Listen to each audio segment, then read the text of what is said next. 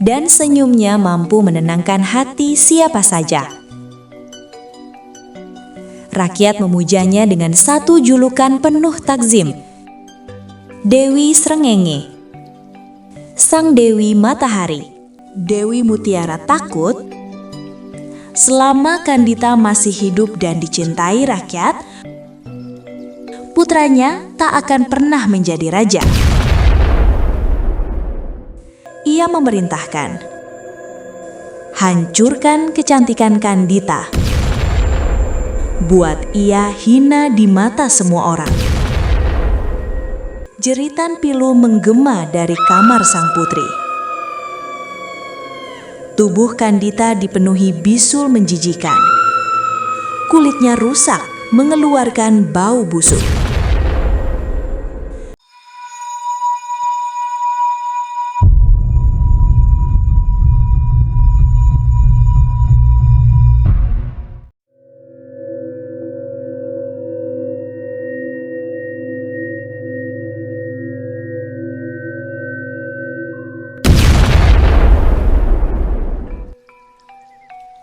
Di tanah Sunda yang subur,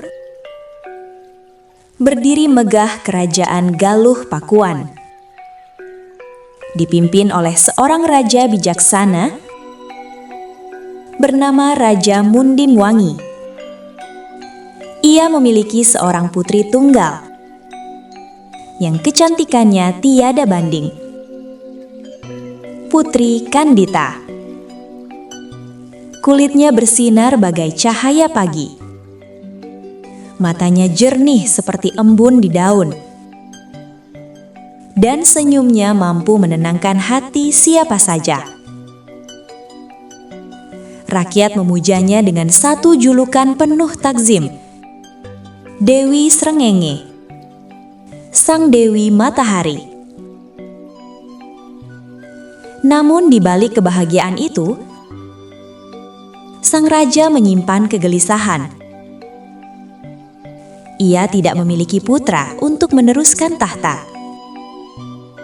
Demi masa depan kerajaan, ia pun menikah kembali dengan seorang wanita anggun bernama Dewi Mutiara. Dari pernikahan itulah lahirlah seorang putra. Sejak saat itu, benih-benih kecemburuan mulai tumbuh di hati Dewi Mutiara. Dewi Mutiara takut selama Kandita masih hidup dan dicintai rakyat, putranya tak akan pernah menjadi raja. Dengan senyum manis yang menyembunyikan niat busuk, ia mulai merancang rencana kejam. Suatu malam sebelum fajar menyingsing, ia memanggil seorang dukun sakti. Dengan bisikan pelan dan penuh ambisi, ia memerintahkan, hancurkan kecantikan Kandita, buat ia hina di mata semua orang. Malam itu,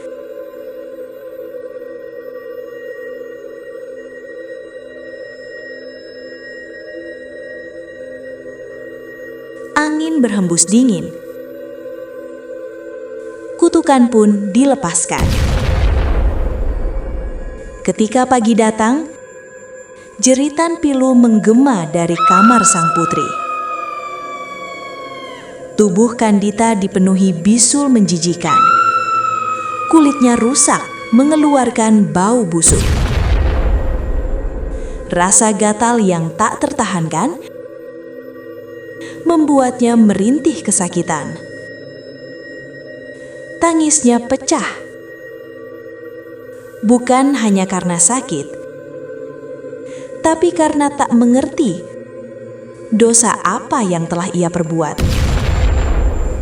Raja Munding Wangi pun hancur melihat putrinya. Tabib terbaik dipanggil dari seluruh penjuru negeri. Namun tak satu pun mampu menyembuhkan penyakit itu. semua tahu. Ini bukan penyakit biasa. Ini adalah kutukan. Dewi Mutiara memanfaatkan keadaan. Ia membisikkan ketakutan ke telinga sang raja.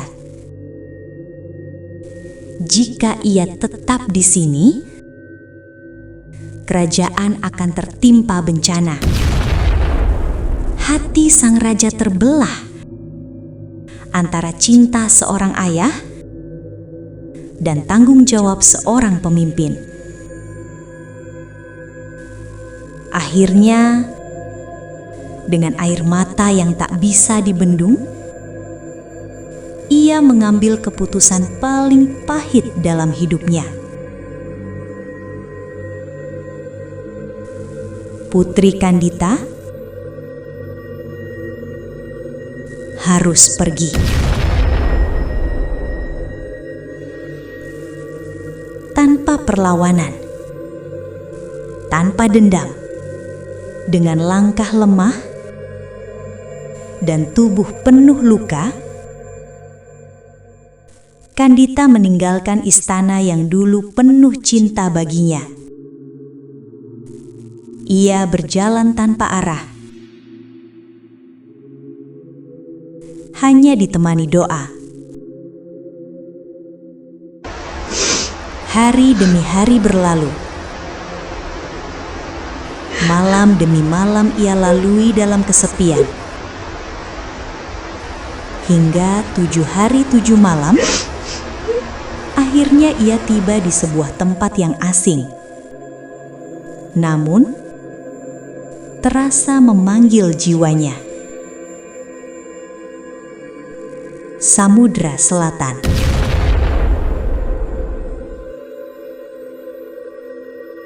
Ombak bergulung besar, seolah menyimpan rahasia dunia lain. Airnya jernih, berkilau seperti kaca. Berbeda dari laut manapun yang pernah ia lihat. Saat itulah, sebuah suara terdengar. Lembut, namun menggema hingga ke dalam jiwa. Wahai putri yang terbuang, masuklah. Takdirmu menantimu di sini.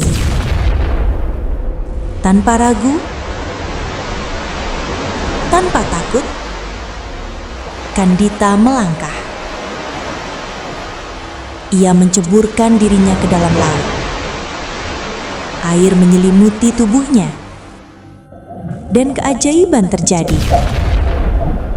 Bisul-bisulnya lenyap, kulitnya kembali mulus, bahkan lebih bercahaya dari sebelumnya. Rambutnya terurai indah, matanya memancarkan kekuatan yang tak pernah ia miliki sebelumnya. Ia bukan lagi manusia biasa.